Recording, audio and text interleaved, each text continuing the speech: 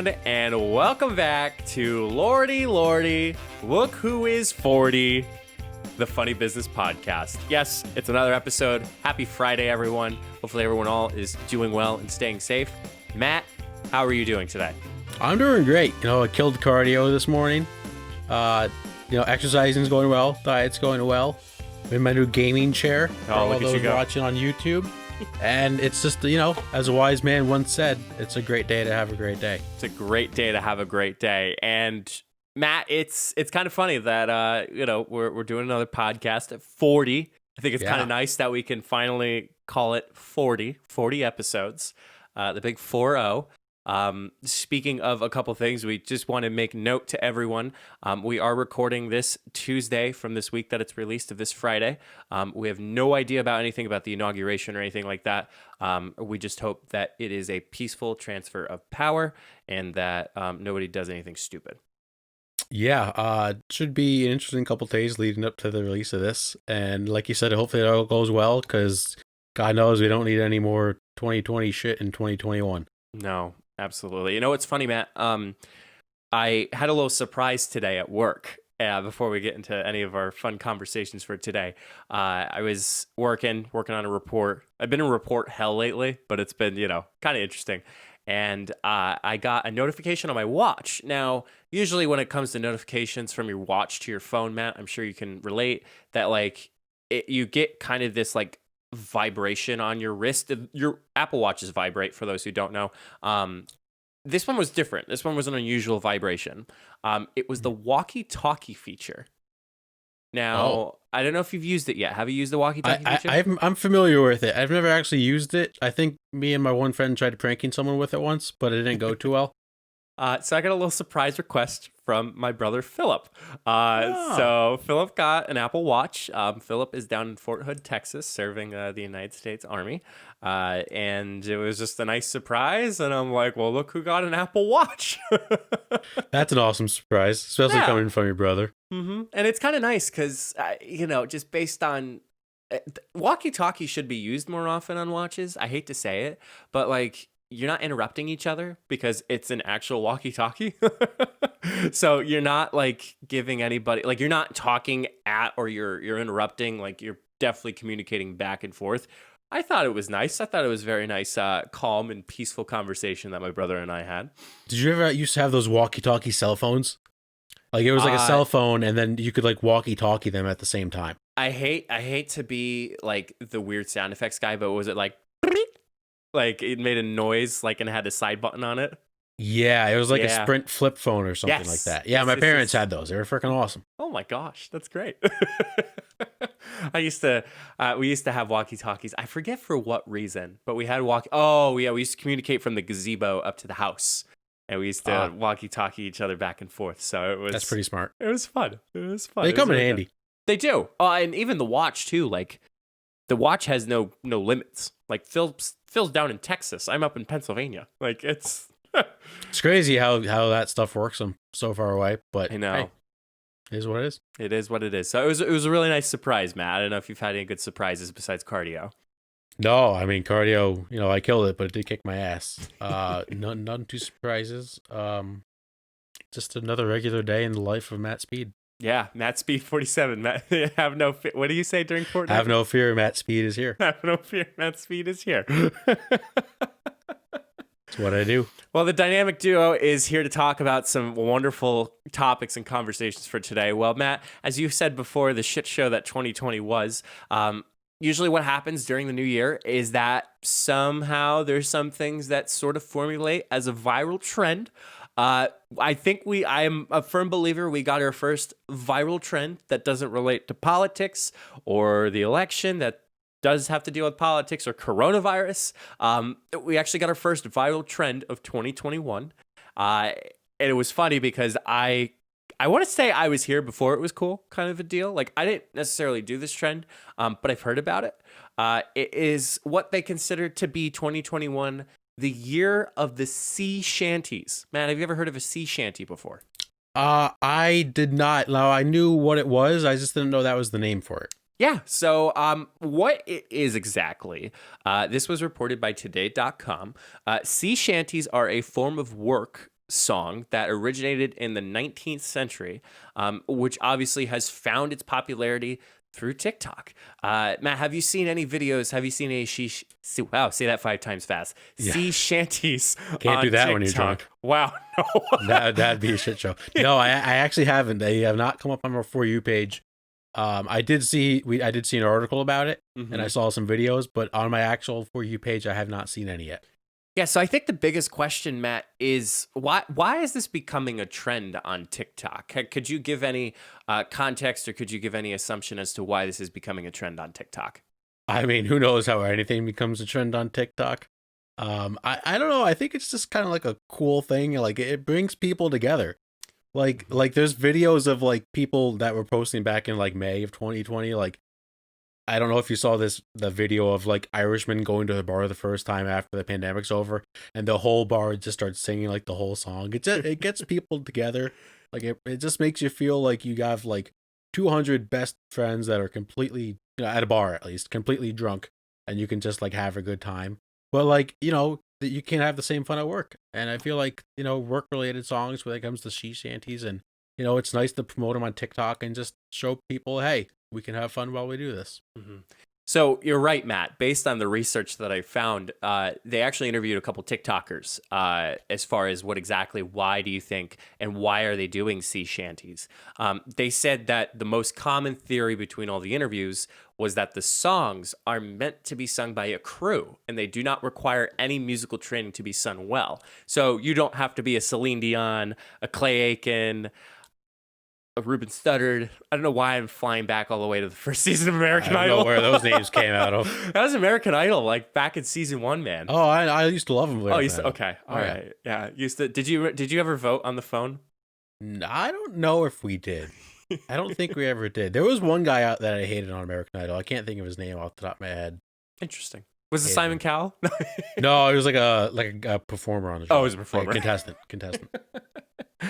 So it's basically a way for people to connect, and especially on TikTok too, for those who either aren't on TikTok or have yet to find some of the features itself, or the common terminology, which again, you could find us on TikTok at Funny Business EN on TikTok. Good little plug. Nice little segue. There's a way that people can duet these TikToks or these songs.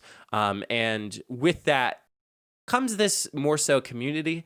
And just from the certain research is that, a certain group of followers that follow one person is going to, engage with the content, but the person that stitches with the content is going to engage with not only their content, but the content that they stitched it with.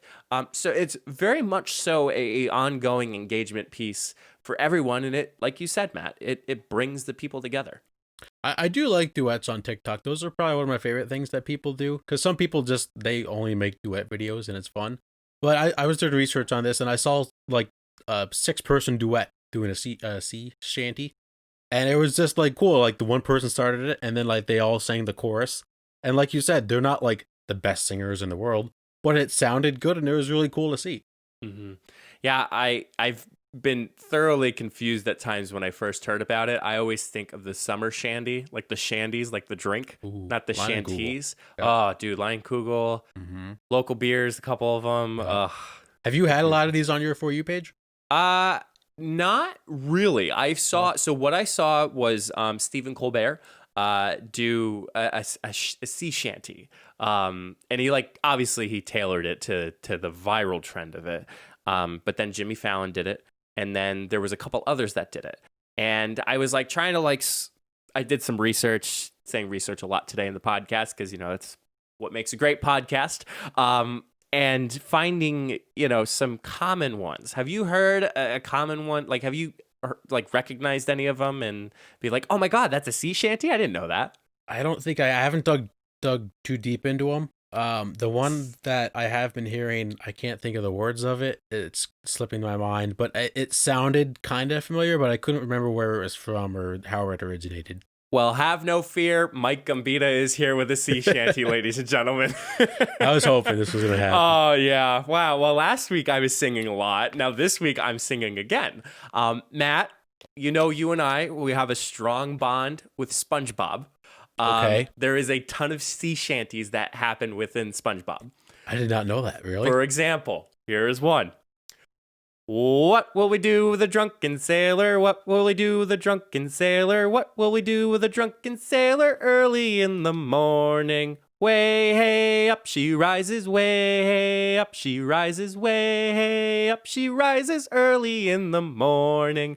Put him in the longboat till he's sober. Put him in the longboat till he's sober. Put him in the longboat till he's sober early in the morning. Dab. That was epic. I didn't. you. It's funny. Like, I honestly don't. I don't remember what that's from. I'm assuming that's from a Flying Dutchman episode. Yeah, I mean anything with Mr. Krabs, anything with a Flying Dutchman, anything that's sailor or pirate related is usually, especially the openings, like the opening cards, the opening title cards that come out too, with who was produced by, written by, and all that. Like that's usually a song too. So true. Little fun fact for you. So, Matt, I don't see us doing a sea shanty anytime soon unless we're very bored and want to find a sea shanty. Listen, I'm all for it on my For You page, though. I want to start seeing them. It's great. TikTok's crazy. Like something like this could be trending on TikTok and become this popular. And then there's a guy like me that if I wasn't doing this podcast, I wouldn't even know about it because they haven't been on my For You page. Or you're just not you're searching for other things. I don't really search for anything on TikTok. I just scroll through my For You page. I just feel trying to get me in trouble right there. No. Yeah, you were. I just feel so bad. Not that I feel so bad, but it's sometimes I get so annoyed when I like let's take Rocket League for example. Like I give my love to like some really cool Rocket League scores, but I don't need to see it all the damn time. Yeah, it happens with Fortnite too once in a while. Like sometimes we'll just be constant. It's like, all right, like not all these clips are great. Mm-hmm. I'm all about the humor, like those like funny, humorous videos that people come up with on their own and somehow tie it within a classic Vine or all that. I'm up for like anything on TikTok. I just don't want to see like the same like sound over and over again. But I'm down for anything on TikTok. Some of these creators are really creative. Yeah. Well, if you find y'all in a Zoom room and need to find something that will get the people together, the Funny Business Podcast fully endorses doing a sea shanty. Absolutely. If you do one yourself, tag us in it. It might be a little hard with the Zoom audio and the what do you call it? You might have to do it a phone call, probably. That's whatever. It'd still be cool. Yeah, still cool. Still cool. Well, speaking of beer, the shandy or the shanties, we're gonna hop it over to a Japanese brewing can. Oh, I didn't even do that. Look at you. That's totally by accident. We're gonna hop on over to a Japanese brewing company that is not necessarily taking their mistake by hiding in the corner, but they're actually embracing it, believe it or not. So Matt, have you ever heard of oh boy, I can't believe I included this, but Kawaikushi beer? I have Kawaikushi. I think that's what it is. Kawaikushi. Does not ring a bell. Okay. So they recently just released a new beer that is somewhat embarrassing. I am going to say that this is not embarrassing as far as my take it itself. This beer had the label. It is, believe it or not, Matt, it is a 6% ABV. And it's priced at the equivalent of less than $2 for a 12-ounce can or $2.50 for a pint can. It's not bad. Not bad. Seems not bad for a beer. Legit. However, they spelt the word lager wrong on the label. So instead of Lager, it was spelled Lagar. Not a huge mistake, but I could understand why they would be a little upset. I think it's because since it's beer. Like, you have your ales, you have your IPAs. Like, if you spell the type of beer wrong, like, I think that could be somewhat embarrassing. It could be. This is a Japanese-based brewery, correct? Yes. So they are very much based on, like, honor on Japan. Like, that's their culture. That's how they're brought up. So maybe they felt like it was dishonorable, selling a beer that they had a misspelling on, which I can understand that, too. But from the looks of the article, it seemed like they had a lot of support from the local community. Yeah, so reported on Fox News, there really isn't any legal issues or errors with the design. It's certainly embarrassing, as one of their representatives told. They decided to cancel the launch of the beer, but they've had so many messages from members of the public saying it does not matter to them, and I think that's really cool because that's not showing that it's a mass-produced beer. Like, it's a very nice small shop beer company, and people are saying like, listen, I want your beer. Like, I don't care if it's something spelled wrong. And even to that matter, that's actually super rare for a spelling mistake. Like, how much that would cost, let's just say, if you keep the cans and you sell them on eBay. Yeah, no, it was neat to see the community kind of get together and say like, hey, like we still want to buy this, like we still want to try the beer, and it shows, one, that they must have good beer, and two, that they're a company that actually cares about their people. Because I feel like if this was a company that didn't give back, or the community or something like that, maybe they wouldn't have gotten this response. But it's just great to see people supporting the business, especially.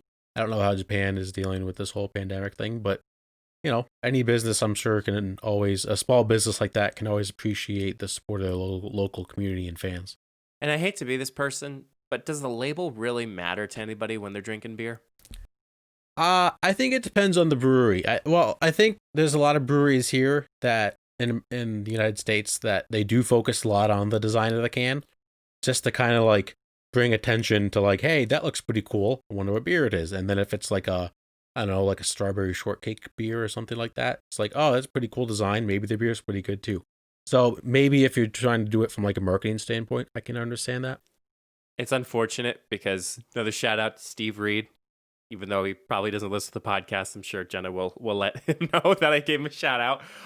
When I'm always over, I forget. I'm not going to mention the brand of it, but there's a brewing company that makes IPAs, and I kid you not, Matt, the label literally looks like someone did MS Paint. Do you remember not Microsoft, Windows Paint, and just decided to put a bunch of squiggly lines and then put a bunch of different shades of that color. And then, like, how could you tell that this is this type of beer? Like, it's a little embarrassing. I'm like, that's like, Steve, they paid somebody to make this. I hope they didn't pay anyone to make that. They did. I got to show it to you later. Like, it's one of those things where it's like, you really could have put a little bit more thought. I'm sure there's this huge background story behind it that, watch, I'm probably making fun of the owner's sons and daughters that decided to take crayons and scribble over a piece of paper and say, Daddy, this is what I want on the beer. I think that's probably where that direction's going. Yeah, but we're probably just getting canceled right now. Yeah, we're probably, cancel funny business. Let's get it trending on Twitter. I don't know. I feel like the design of a beer can, like, obviously, like, if it's Miller Lite, people don't care because they know what Miller Lite tastes like. But if it's like an IPA or craft beer that has like unique flavor, or like something different, then maybe like an attractive can would be able to bring in more customers. I can't even tell you, like, I guess this is just my drinking habits in a positive way. Yeah, in a positive way. Yeah. But like, I've never looked very closely at a Miller Lite. I'm holding one up if you're watching the YouTube video. Like, I see the word light, and that's probably all I see out of. I mean, unless it's in the trash can, that's probably all I see within that drinking is that. So I will say Miller Lite did make a good move going back to their old school can. Yes. The can that they had in the early 2000s was pretty bad. And this can rocks. It's classic. Like, we'll look at the Pepsi. You ever had Diet, or actually, is it Pepsi? Yeah, Pepsi or Diet Pepsi? I think that's a good, like, Pepsi or Diet Pepsi. Like, I've had it, back in the day. Like, Diet Pepsi had this like nice bubbly like wrap on it. It was like a light blue, but now it's like this can style, and it's only the Diet Pepsi. Yeah, no, I love when companies go back to old school logos and old school designs. Like, it's pretty cool. I think Burger King is throwing it back with a different design now. That's interesting. I'll have to look. But I like think that a brand is everything. A brand is everything when it comes to your business. But yeah, they actually resorted back. It literally is the bun. Oh, I like that. Back to that. I really like it. I think like it just shows a lot of character behind it. So there's some companies that work better with like old school logos, and some companies work better with new school logos. I think it just depends what kind of industry you're in. I mean, hey, we did a new brand. Yeah, exactly. Rebrand ourselves, and it's Exactly. not that it was on purpose, but we kind of just wanted to do it. It was needed. It was needed. It certainly was a nice start, but it certainly was needed in the future for sure. So, but if it was me and I knew this brewery pretty well, I would probably say, let's have it. Let's enjoy it. Absolutely. I'm always down trying new beer. Cracking up a cold one. Cracking a cold one with the boys. Yeah. How many did you crack open by yourself today? How many beers? How many? 0, because we're drinking water now for the podcast. Throw water podcast. Can't get any better than water. Well, you're being a loser because you're actually drinking out of a water bottle. I'm drinking tap water. Oh, well, my tap water sometimes gets contaminated by the local gas station, so I don't want to die. A special message from the Funny Business Podcast. That's a mic drop. Oh, man. Well, moving on to some wonderful news, some very positive news. We were saying that we want to get the cancel Funny Business trending on Twitter. However, a particular individual was trending on Twitter a couple of days ago, on the 17th. Usually when this individual trends on Twitter, people are freaking out. That was me. I every single time she's trending on Twitter, I'm like, oh my God, what happened? Yep. But unfortunately, it was not passing away. I'm not even going to say it. I'm not even going to jinx it. Nope. Betty White turned 99 on the 17th of January this year.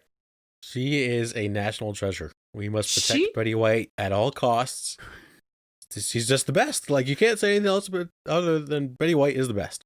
99. She looks fabulous at 99 years old. I want to look like that at 99. And she's her mind is still in shape too. She's pretty with it, which is impressive because like my mind's probably going to be gone by the time I'm like 65. So it's funny you say that, Matt, because there was a recent interview by Parade that was asking her, how do you make and stay sharp as a 99-year-old?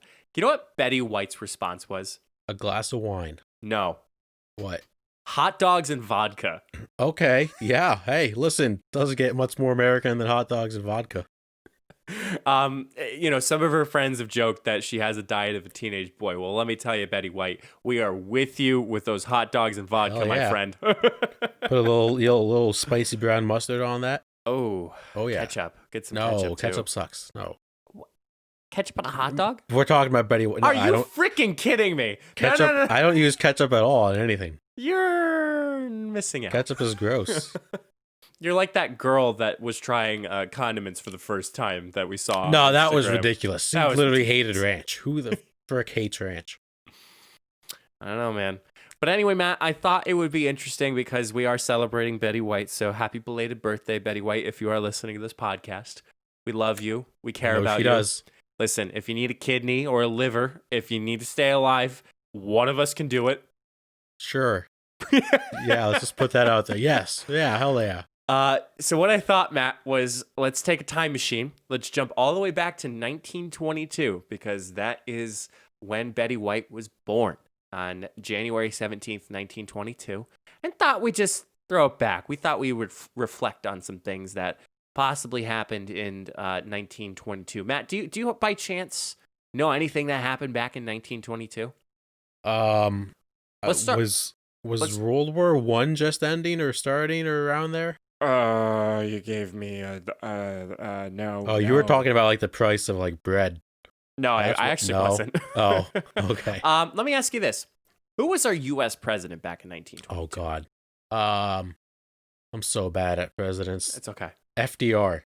You're a little late on that. Lyndon Johnson. That's in the 60s. Okay, I have literally no idea. I wouldn't have gotten either. Warren G. Harding. I'm not gonna lie, I didn't even know he was a president. Literally have never heard that name before in my life. Oh man. Well, anyway, Matt, speaking of Harding, there was actually a dedication in DC of a monument that's still standing there today. Can you guess what the monument is? Lincoln Memorial. It is the Lincoln Memorial, my friend. Yep. So the Lincoln Memorial was dedicated during May. It was officiated by William Howard Taft. And special guests at the ceremony included Robert Todd Lincoln, who was Abraham Lincoln's son. Wow. President Warren G. Harding and Vice President Calvin Coolidge. Memorial was designed by Henry Bacon to reassemble the Grecian-style temple, complete with columns and a 19-foot-tall marble statue of Lincoln that was sculpted by Daniel Chester French. I'm not gonna lie, I really didn't know that it wasn't even 100 years old. Yeah, I was very surprised by that too. I'm not too up with my monuments, but I was impressed. I guess it makes sense when you think about it. Mm-hmm. All right, now Matt, there is a movie that came out in Germany. It was a classic silent horror film. Matt, you might. Okay, ready? Here we go. I'm gonna give you a hint. Are you ready? I'm ready. This is the on the YouTube page. It'll be a little bit better, but Nosferatu. it's Nosferatu. As soon as you started like getting closer, like he's gonna flicker the lights. I see. This is again why SpongeBob is so good, because they just throw little innuendos like this in the episodes that these kids have no idea what it is, but it's entertaining as hell. I am ecstatic you got that. Did you think I wasn't gonna get that? I was like, man, wasn't thinking that you weren't gonna get it, but I was like, he's probably just thinking of so many things of like other questions I'm gonna say. He's probably gonna just completely ignore the fact that it was flickering the lights. I knew as soon as you started getting closer. So the German film Nosferatu, an unauthorized retelling of Bram Stoker's original tale of the vampire Dracula, believe it or not. So it was a rendition of Dracula, premiered in Berlin in March. It was a controversy surrounding the film centered on plagiarism claims made by Stoker's widow, who sued the film's producer. Stoker's widow, who won her claims and wanted all copies of the film destroyed. Some versions of the film survived and was released in the United States in 1929. Damn, that's a long time. So, like 7 years. Nosferatu was illegal, but guess what? SpongeBob did it. Well, it technically wasn't illegal. It was illegal, but when it premiered in the United States, it was fine. You can't tell Stephen Hillenburg what he can and can't put in his episodes. God rest his soul. Matt, there was a magazine that was published in 1922 by the United States. It is a very simple, common name of this magazine. Time. No. People's Magazine. Okay. You good with the phrasing? It's not People's, but what do you do with a magazine? You read it. Okay. Okay. You didn't say I was wrong. Right. Read people. People read. No. Reader's Digest was created. Okay. Interesting. Oh, man. Yeah, so it was created. The initial run of the magazine was just 1,500, but it grew into one of the best-selling magazines in the United States. It was based out of New York, I'm reading. This is thepeoplehistory.com reporting on that. So it's, kind of a very well-known magazine that I think people are happening. So, Matt, anything else that you could think of before I just run off some things that happen? No, per Betty White. Let's keep going. Yeah, so Gandhi was imprisoned in India when the year. If I'm just reading this really quickly, but there was a railway strike in 1922. It began. It was based on the railway. God damn it. Yikes. Railway unions for the railway maintenance workers. 400,000 workers walked off the job, and while the strike had some economic effects across the country, the running of the same railroads was largely unaffected, as many of the workers who operated the trains did not join. So very scary there. Interesting. Canada had its first successful insulin treatment. Oh, good for Canada. Good for Canada. In Egypt, the tomb of Tutankhamun was discovered on November 4th. Interesting. That always freaks me out. I feel like I love Egypt. That's like I want to bad go there. voodoo. That's like bad voodoo. No, I'm not with that. So surprisingly enough, Judy Garland, Ava Gardner, Kingsley Amos and Yitzhak Robin was all born this year. I'm so disappointed that they didn't post about Betty White. Yeah, how do you not have Betty White? How do you not have Betty White? How? It should Maybe be like the first. She should be like the first one.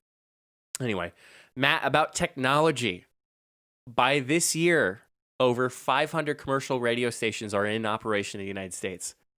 How many do we have now? A lot. God's good enough for me. That works for me. Well, you think about it too. Like you have. There's probably 500 in the state of Pennsylvania. You have AM, you have or fum. And you also have podcasts too. Like podcasting is another form of radio. Yeah. There's actually people like try to get like real news from podcasts. Mm-hmm. Yeah, which is incredible. I mean, you either have a funny business podcast or you have NPR or New York Times. Yeah. The first public radio broadcasts in Britain and France were in this year too. The first U.S. aircraft carrier, the USS Langley, was commissioned. And then the Austin 7. Yikes. I'm having a great day, guys. Produced by the Austin Motor Company, popularizes motoring in England. I think that is a form of transportation. That's what I was guessing with. Interesting. Damn, a lot happened in 2022. Yeah. Your birthday was on a Wednesday. Okay.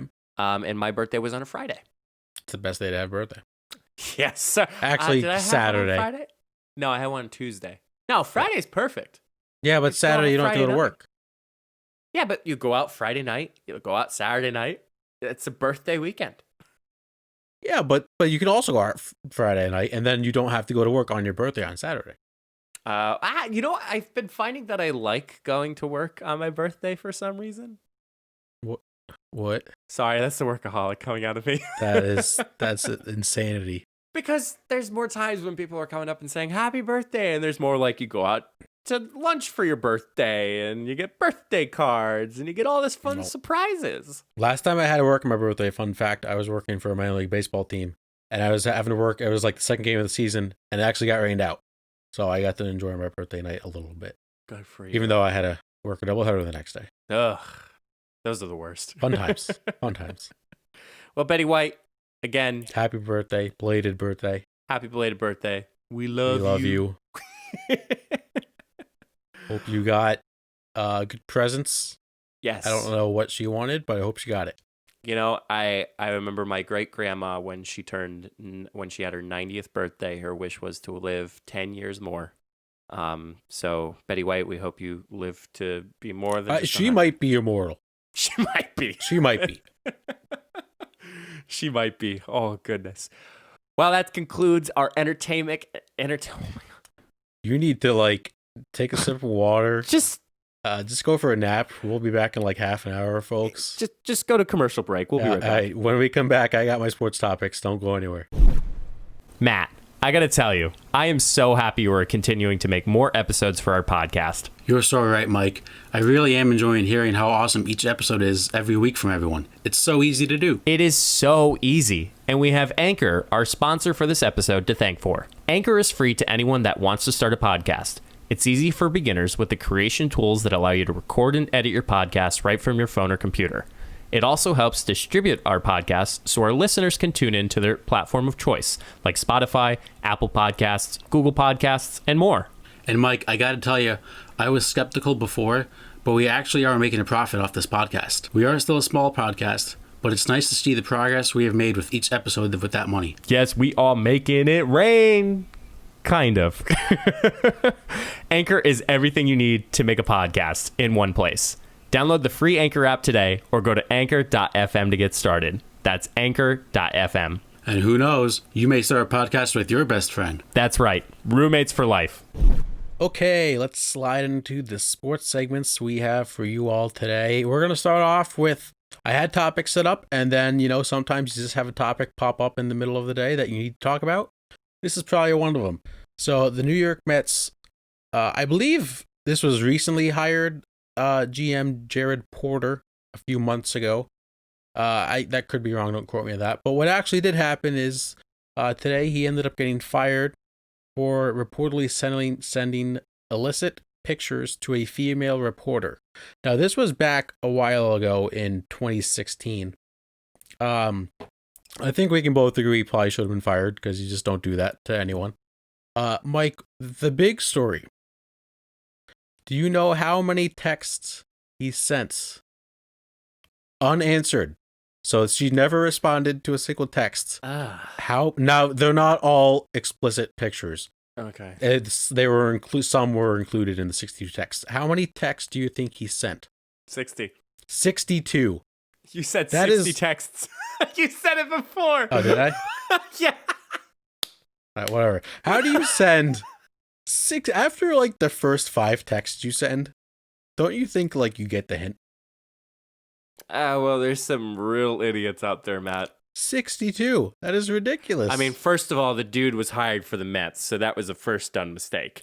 True. Second of all, listen, if first you don't succeed, you could possibly try again, but maybe after the 5th time, it's a little damaging. I think even 5 is a little much. Like I think like 2, maybe 3. I think after the 3rd one, you kind of know. Actually, Matt, we're really saying how many times does an unsolicited picture count in order for them saying they're not interested? We would never do that. We mean like, no. Yeah. Hey, how are you? How was your day? Like, yes. Yeah, I'm not saying like 5 dick pics in a row. Man, maybe she didn't like the angle on that one. Damn, maybe the lighting wasn't too good. No, I don't know at one point in the 62 that he sent his first pic, but 62 texts is egregious. Yeah, that's like crazy significant other without having that significant other. Exactly. It's also, so the Mets just got a new owner, Stephen Cohen. He is very interactive on Twitter and, engages with the fans a lot. And he put out a poll like, who do you want me to sign? What kind of color jersey do you want to see? That's cool. This is the kind of story where having an owner that's that active on Twitter, it can come back to bite you in the ass because he's been getting a lot of tweets today. I would be not surprised he's getting a lot of tweets, but hey, I mean, that really opens up the conversation and that gives more of a platform for the fans to interact with the quote, audience, meaning the Mets, and is, shit happens, but at the same time, it's, I think they made the right decision in firing him. Let's put it that way. Absolutely. I feel bad for the reporter that received all of it because that was unnecessary. Yeah, very unnecessary. And Mike, I don't know if you find this interesting, but they said they're not going to hire a new general manager until after the season's over. Yeah, Seems because a little odd. They probably won't need them. Well, they might need him to like make trades in the middle of the season, but I guess when you have a $4 billion owner, I guess he can make some decisions for you. Let's stick in the state of New York and talk about the Buffalo Bills. The Buffalo Bills are in the AFC Championship game. They will be going up against the Kansas City Chiefs. We don't know if Patrick Mahomes is going to play, but the big story is how freaking awesome Bills Mafia is. Mike, are you familiar with Bills Mafia at all? I have seen the Barstool Sports posts. A little quick shout out to another small podcast. I saw ZMT Sports, which is a sports betting podcast, do a table smashing. Yeah. Yeah, it's a mafia, let me tell you. They don't do any killing, but it's a freaking mafia, let me tell you. They love their football and they go all out for it. So they only had like 6,700 fans at the playoff game this past weekend when they were hosting the Ravens. And they said it sounded like it was a full stadium. Wow. Like they were just going, I was watching, like they kept showing pictures or videos of the fans. They were going absolutely insane. I think every single person had a sign with them. It was just holding up a sign. That's awesome. So I forget what the one sign was. It made no sense. It was like coleslaw and Cole Beasley, the two greatest things in Buffalo. Something like that. It was insane. Bills Mafia is the best fan base in sports. I think we can both agree to that. After the game, so the Ravens quarterback Lamar Jackson got injured during the game, was not able to come back. Did you see what Bills Mafia did for him? That was the donations, right? Yeah, so they've raised over $300,000 for Lamar Jackson's charity. After the game, they just started donating increments of like $8. That's Lamar really Jackson's number is 8. And yeah, it's just kind of a cool thing to do. It shows that some things are bigger than sports, and he got injured, wasn't able to finish the game, so let's show him some love. Was the same? Now correct me if I'm wrong, but was there a post game interview with two Bills and somebody dropped the F bomb by accident? Probably. That Yeah. sounds like something a Buffalo player would do. I don't know, but Mike. So I think we can agree, Bills maybe the best fan base in the NFL. Any other fan bases that come to mind that you think are like the best of the best? I don't want to say they're the best of the best, but they are contenders. It's the Philadelphia Eagles fans. They're passionate. They're They are the passionate. most passionate for sure. Most passionate. Yeah, I wouldn't put them in the best of the best because No. after every loss, they're like fire the team. But off the top of my head, I would say the Seattle Seahawks have a good fan base. They get very loud. I'm trying to think of another sport. Not the Warriors. The Warriors are all bandwagon fans. Any European soccer team. Yeah, those guys probably are the best of the best. Cause they go out. I mean, they literally set their stadiums on fire if they lose. They eat, sleep, crazy. breathe their soccer team, and that's one of my bucket list things to do is to go to a soccer match, but not like a US soccer match, like go to like a European soccer match. Just spend the whole time holding up the scarf and singing and chanting. Like, oh my gosh, I can only imagine what it sounds like in there. Do you have a team that like you'd want to go see the most over there? Probably. I mean, I know this is like super like bandwagonish, but probably Barcelona. Like actually Barcelona or oh wow, I'm losing it. Liverpool. Because we adopted back in high school a song. It's called "You'll Never Walk Alone." Really cool song. But their whole stadium sings it. And there was the one time where Liverpool was down 3-0, and it was like second half of the game. They came back to win 4-3 because and the whole time second half fans were just singing "You'll Never Walk Alone," and they just kept scoring and scoring, and it was so cool. They love their soccer more than anything in the world, by far. So let's hope Bills Mafia can get to the Super Bowl. I know you rooting for the Bills to get the Super Bowl. Yeah, I did. I mean, I was texting Matt this weekend, and I'm this past weekend, I was like, you know what? I said, because Matt and I are still kind of salty over the Steelers, big time. But I was like, I don't want to say this, but I was like, I hope the Bills win. Like, and that's just, it's who is it? It's just like the Lakers winning the finals. Like, it's because of Kobe. Like, do it for Kobe. Like, I want to do it because of Bills Mafia. Bills Mafia. Yeah. They've only been able to been to 2 games this year. It's been both playoff games. They've been insane. And then on the other side, I swear, if we have to watch Tom Brady in the Super Bowl again, I'm gonna be pissed. Not looking forward to that. Although I don't want Aaron Rodgers to make it either, but like, I can't watch Brady in the Super Bowl. And if he plays the Bills in the Super Bowl, that would be bad juju for the Bills, I think, because he's owned them. That'd be bad. Let's move on to another sport. We are going to move to basketball and James Harden. So, James Harden got traded. I think I've heard someone suggest that before. And again, I would just like to credit us. When the Rockets lost in the bubble, we said they had to blow it up, and they blew it up. So we reported it first. Yeah. All credit goes to the Funny Business Podcast. What was funny, sorry, before you go, what was funny was there was the ESPN notification that came out from James Harden getting traded to the Brooklyn Nets. And I put in all caps, Matt. And you're like, what? I was like, Matt. And then as soon as you saw that, you're like, holy shit. I didn't get the notification right away. For some reason, my phone was acting weird. I tweeted, before we get into the Harden trade, I tweeted this. The Houston Rockets, the past 2-3 years, you can even say 4 years, would make an epic 30 for 30 on ESPN. How so? Because you start it with them in the Western Conference Finals against the Warriors when they're up 3-2 in Golden State and Chris Paul gets injured. That Chris Paul injury changed the entire NBA, literally the entire NBA. Because if they go on to make the finals and win the NBA Finals, Chris Paul probably doesn't get traded to Oklahoma City, and then he doesn't end up in Phoenix. Russell Westbrook probably goes to another team other than Houston. Like, the entire landscape of the NBA has changed because of that injury, and they were just making epic 30 for 30. I love 30 for 30s. I think I have a genius idea here.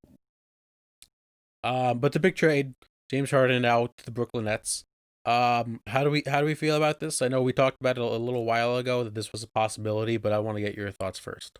I think that see it wouldn't I wouldn't be particularly like not excited if they got over like if James Harden was traded by a Western Conference team because of the switch from West to East. And again, I think I hate to really compare it, but it's almost like when the big three landed in Miami with D Wade, Bosh, and LeBron, like all three of them combining. That I got that same vibe. Like Durant was going, Irving was already there to begin with. Now James Harden was there. Like, yeah, it wasn't all three at once going there, but I'm getting those vibes of Irvin, Wade, and Durant all being in Brooklyn together. And I think they really have a good opportunity of actually making it to the finals, if you're asking me. If Irving doesn't. Yes. So he's coming back soon. He said today that he's working on coming back to the team. He said he just needed a break. He had a lot of stuff going on personally in his life, and he kind of had to put basketball aside, which is fine. I know Kyrie took a lot of shit for what he did, but we can't, if he needed to take a break and step away because he just had stuff going on in his life, you can't blame a guy for that. Also donated a home to George Floyd's family, by the way. I did see that. That was very, really cool. Yes, very nice. I also think they're probably going to win the East. My only counterpoint is only one ball. There's only one ball. So someone's going to have to take not a step back. They're going to have to take 2 steps back. And that guy is probably going to have to be Kyrie. And I don't know how Kyrie's going to feel about that because he didn't like playing with LeBron because he was the number 2. Now he's going to have to be the number 3 with KD and Harden. Yeah, I think Kyrie just has to accept his role, you know. Harden and Durant have played the past 2 games together. They look really good. Flawless. They look really good. Mm-hmm. Also, I saw this on TikTok. So the OKC Big 3 of Durant, Westbrook, and Harden, we have seen every possible combination of that Big 3 play together. We have. So they've played separately, they've played as a trio, and they've all played as a duo on different teams. Interesting. That's insane to think about. That is insane to think about. Yeah.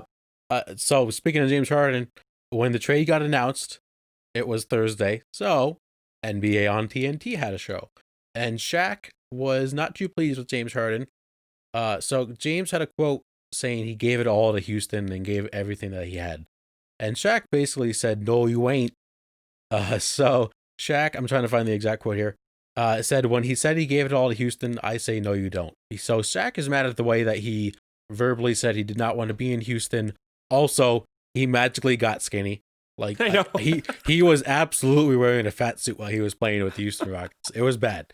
Like the before and after pictures was bad. Maybe all the weight on the shoulders caused him to get weight in his stomach, and then once he went over to Brooklyn, that's all the weight all came out. He just did like a 2-day slim fast, ate nothing but like raisins. But I know you had some thoughts on this about Shaq making these comments, so I will let you go first. Well, I did make it a point post Laker era for Shaq that I felt like every other year I saw Shaq hop into another team. And I don't know if it was more so just running out of his time, it just was very confusing. And the Rockets were already kind of just falling down to begin with. Understandably with the Rockets, and I'm trying to think of all the possible combinations again. You had Harden and Chris Paul. You had Harden and Westbrook. You had Harden and Dwight Howard. You had Harden and I think that's pretty much all the big combinations. But he had Harden by himself. Tracy McGrady at one point too. And Clint Capella. Clint Capella was another one too. No Tracy McGrady, yes, Clint Capella. Sorry. For the record. There just wasn't a supporting cast that I believe fit James Harden. And yes, if you really want to be a star player like Luka Doncic, and even he's even struggling this year with the Mavs. I just don't think he had a supporting team. And again, I think we criticize LeBron James a lot for moving around from Cleveland to Miami, back to Cleveland, and now to the Lakers. He wanted people that he could play with. And that's what Harden did. I think as far as the comments based on, he gave his all in Houston, Shaq, as far as effort wise, yeah, I could agree with you. But as a numbers guy, Harden really gave a lot of points when it came to the games. And all I could think about was that step back. I forget what game it was. Literally got his defender on skates and on a stretcher because he literally spun the ball in his hands before taking the shot, and it was a swish, corner three. Like I don't think Shaq's position on it is 100% right, but I'm here to agree to disagree. I would agree with you. I mean, he did win an MVP in Houston, so obviously he did give as much as he could. I just don't think James Harden's the number one player on the team. I think he has to be the number two, and I think this is the perfect scenario for him because he gets to play with KD, who obviously he liked playing with in OKC. It's not like, it's not like Harden and KD had the relationship that KD and Westbrook have now. And I think they're going to flourish in Brooklyn. I think it's a good trade, but I also understand where Shaq's coming from too. So moving on, we have another game. It is another edition of Sports Trivia. Sports Trivia is back.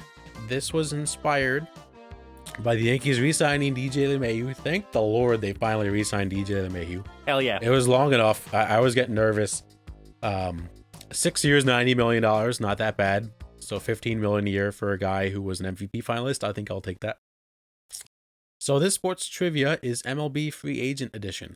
Mike, I will say I think this is the easiest sports trivia I've ever made. Oh, God. Really, the questions aren't... There's some that are a little tough, but most of them I think are pretty easy. So, we will dive right into it. Number 1, who has the largest contract in MLB history? Alex Rodriguez, Giancarlo Stanton, Bryce Harper, Albert Pujols. Bryce Harper, final answer. Correct. Okay. 10 years, $330 million. Was second A-Rod? No. Second would be someone else. Giancarlo. Someone else. Forget it. I can't say. Okay. So, number 2, this player is the only player to have 2 different contracts over $200 million. Barry Bonds, Alex Rodriguez, Sammy Sosa, Babe Ruth. I think this is why you couldn't tell me. So they've had 2 different contracts that were both separately $200 million or more. For the same team? No. They were different teams. What? Giancarlo, final answer. It wasn't even an answer. Never mind. What were the choices? Barry Bonds, Alex Rodriguez, Sammy Sosa, Babe Ruth. Largest contract, $200 million. Yes, they had 2 different ones. Barry Bonds, final answer. Incorrect. A-Rod. Okay. So A-Rod signed, I believe, $252 with the Rangers, then got traded to the Yankees and signed another $200 million. Oh. Number 3, in 2019, who did the San Diego Padres give the largest contract in team history?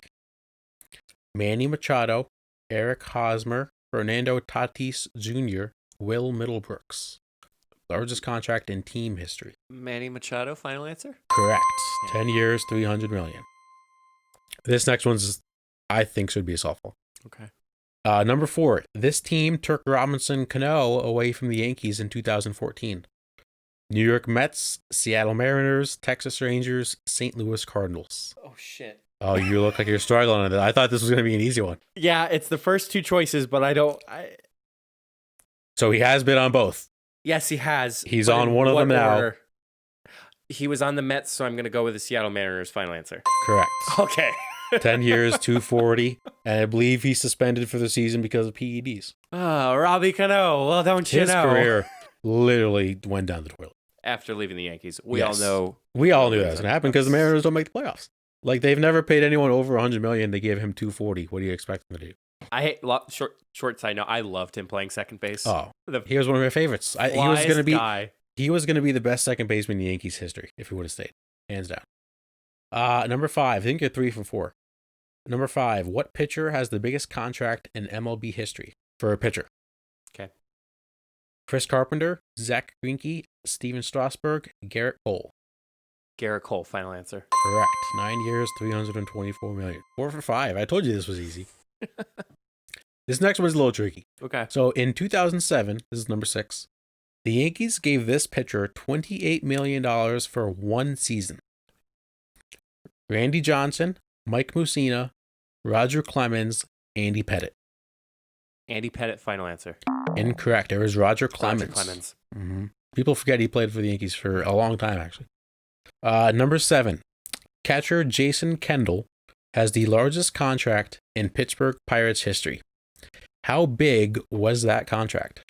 50 million, 60 million, 80 million, 95 million. 60 million, final answer. Correct. 60 million. I think the Pirates are tied with the Indians as lowest, like 60 million contracts, the biggest they've ever given a player. And that's the lowest amount of money by any team. Which makes sense because they don't have, they're not known for spending money. Okay, so number 8.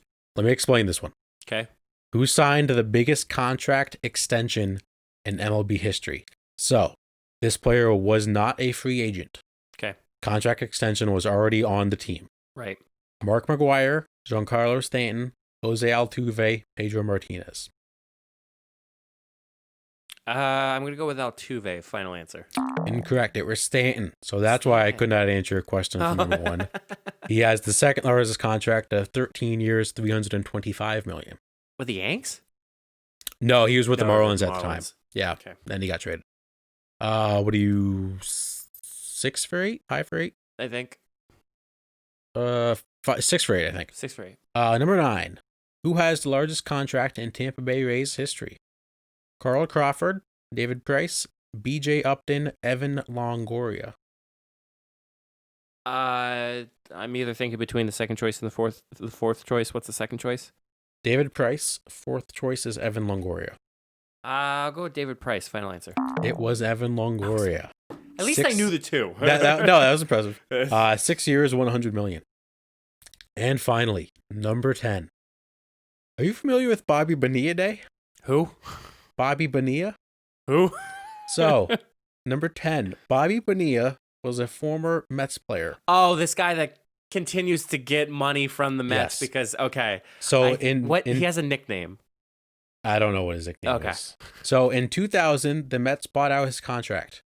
And every year, he gets, on July 1st, he gets $1.2 million every year. Ridiculous. It's called Bobby Bonilla Day. Bobby Bonilla Day, okay. What year is the final year of this contract? Oh, okay. 2025, 2030, 2035, or 2040? 2030, final answer. It is 2035. 5! Which is just ridiculous. Insane. Like, just pay him and give his money over. Just, and every day on July 1st, you wake up on Twitter, hey, it's Bobby Bonilla Day. This is just pretty cool. So you went 6 for 9. There are 6 for 10. Pretty good. I think that was your best performance yet. Thank you. So that concludes all the sports segments we have for today. We have a brand new segment yet again. Mike is very excited for this. It is called Hot or Not. So Mike, I am actually going to let you explain this, and then I'll explain my own thing. So go ahead and explain Hot or Not for the good people. Well, after that soothing music that was just played, or whatever music I find, I usually find the music and then I'm like, okay, that works. So this was inspired by a podcast that I listened to. And let me tell you, it's freaking hilarious. So the Tripod, what they do is they are given something and they have to decide whether it's hot or not. Now you may think yourself, okay, let's just take, for instance, yoga pants. Like, yoga pants are hot to the guys.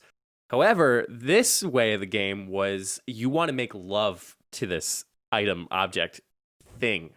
That's where the hilarity ensues. And I was like, Matt, let's try it. So things may get a little weird in this segment, but that's kind of what I had. But Matt, you sound like you have a different version of it. No, so we were texting on like Sunday. I was like, hey, how many do I need? He's like 5. I was like, all right, that's cool. I got 5. And then we kind of got we both had different intentions of what this was. I just thought of hot and hot. Do we like it? Do we not? So this is going to be a really weird first edition of it. So let's just get into it. Number 1, pop sockets. Oh. I think this is our hard pass. It's a hard pass. Those things are ugly. Yeah, no. Pop sockets are just like, what would you even do? Okay. I think even from the context, like we explain why it's not, but like at the same time, like kids that like because it's they're almost the most stupid thing to put on a phone ever. It's an ugly date, first of all, because they look freaking ugly. Like it's always funny when you look at somebody and they have a pop socket on their phone, and all of a sudden you see like literally their hands out, their fingers out because they're holding on a pop socket behind. And I'm like, why are you doing that? Why are you doing that to your phone too? It's not a good look. It's no. Just, and like I don't like.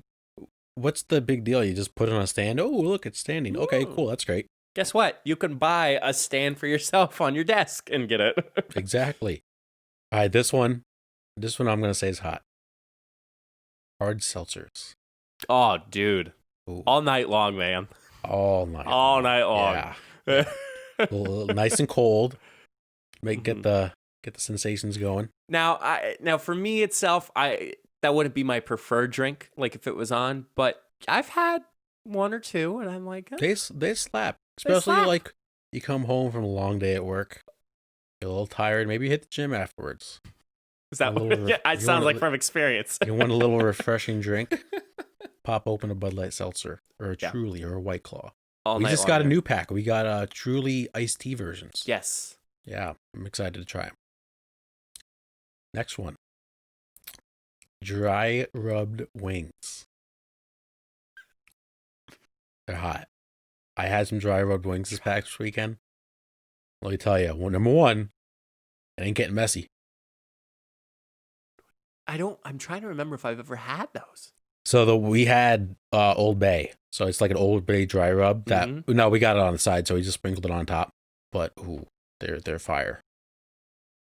I'm gonna have to go with a swipe left if that's what Tinder still uses these days. What's that, Matt? I believe it does. Yeah, from memory. I just will unfortunately have to pass because I don't think I've ever had dry rubbed wings. See, like if you don't like a little messy, like if you just want it nice and clean, you gotta go with dry rub. Mm-hmm. Number 4, couch pillows. Oh yeah, all night long. Yes. What? No. Couch pillows. Yeah. No, absolutely not. Yes. No. First of all, they get in the way of everything. Not really if you move them out of the way. Yeah, but what's the point of couch pillows if you always have to take them out of the way? Sometimes they're helpful. No. No, the couch pillows, first of all, if you're really talking like hot and bothered, they're gonna be in the way. If we're gonna get hot and bothered, you can't get hot and bothered with a couch. Hot and bothered with a couch pillow. I think they'll naturally get out of the way if you ask me. No. Yes. There's no way. Okay, fine. We have opposite opinions. It's fine. It's not take it. It's hot or not, and you don't like them. I like them. No. Couch pillows are definitely a mood killer. I have one more. I'm very excited for this one. Oh, I bet you are. Because I just tried it for the first time yesterday, and I refrained from telling you for this podcast. I'm ready. Oat milk. Oat milk? Oat milk. Oat milk. Is hot. Never had. It's a hard no for me, man. No, oat milk. It's a hard no. I could get dirty with oat milk. I could get real dirty with oat milk. No. So I went to Dunkin' yesterday. Okay. I got an oat milk iced latte. Okay. It was fire. It was like sex in my mouth. So basically, it's just the iced latte. The oat milk is the creamer, and then I got caramel with it. It was like the sensation I had putting that oat milk in my mouth was phenomenal. Absolutely phenomenal. I'm never a fan of, I hate to say, I'm never a fan of any other milk besides the one that comes from a cow. See, I've never tried any until I tried oat milk. Now I want to try almond milk. I want to get a little variety of spice in my life. So I've heard this multiple times, but where the does the milk come from an almond? I don't care as long as it tastes good. I don't even know how you get oat milk, but let me tell you, I'm going to do some dirty things to my next Dunkin' oat milk. Make sure you're home before you don't hotbox it in the car. Like well, I did go for a walk after I got my oat milk white lost day, so had to walk it out. Maybe I was getting some dirty looks. Oh man, what would you think, Matt? I think it went better than I thought. Yeah. Now I actually know what list to come up with. I think we just got to be a little bit more comfortable in talking about our. Hey, I'm comfortable talking about oat milk. I can tell. Oh man, well, that concludes another episode of the Funny Business Podcast. If you have another segment idea that you want to let us know about, make sure you find all of our social channels at solo.to/funnybusiness. Matt, please take it away with a exciting thing that happened to us last week when we were live streaming. Yes, so last week on Twitch, we are going pretty set schedule of at least Tuesday, Thursday streaming. So I will be streaming on Tuesdays. Mike will be streaming on Thursdays, and then maybe a day or two in between. So last Tuesday I was streaming, and I looked at my chat, and we actually got a $10 dono from one of our viewers on Twitch. So it was totally unexpected. And if you do tune into our streams, it is not expected. Just if you feel like you want to donate, do it out of the kindness of your heart if you're financially stable. But it was definitely a very cool feeling to see that someone was appreciating our stream that much that he donated $10. I think you could check it off the bucket list of that you actually got donation from a stream. And I was telling everyone, I'm like, we got a donation. They're like, how much? We're like, $10. It's okay. It's $10. We got a donation. Literally, we got paid to play a freaking game. It's crazy. Well, I would have been freaking out over a $1 donation, let alone 10. Like, it's just an awesome thing to do. Like, to see that someone was enjoying our stream that much, it just made my day. Mm-hmm. So also too, you will find if you are on Tuesday, more or less, that you'll find, well, Thursday, you'll also hear me saying, oh yeah, the podcast is scheduled. We're all good to go. But you'll also hear a little bit on Tuesday. There could be some follow-up. So if you want a little early catch up or a little head start on possibly some things that we talked about for this week, feel free to tune into that. You'll see us totally take on Fortnite, Rocket League, Among Us at times. Maybe some Minecraft. Maybe some Minecraft. Matt's already my Minecraft girlfriend already. Yep. So taken. I mean, we're getting cracked. And let me tell you, big shout out to Trent. Trent actually this past weekend was actually skilling it up with Rocket League. Usually Trent carries us when it comes to Fortnite. At most, we were carrying Trent when it came to Rocket League. Mm-hmm. Trent made a significant amount on Monday night of this week. It was pretty cool. It was epic. It's we're going to have some competitive games. So make sure you tune in to watch. And maybe we have some new content coming on YouTube soon. Yes, sir. I have to give a big shout out to Matt. Matt has been slowly but surely. Very slowly. Slowly but surely picking some content and putting some content together out. That's not a podcast, believe it or not. So make sure you tune into that. Make sure everyone is safe. You are staying safe. Make sure you're wearing your damn mask. And hopefully everyone is peaceful. Yes, that's peace. Peace, love, mercy. Peace, love, mercy. And until the next time, we'll see you all in the next episode. Stay safe, everyone.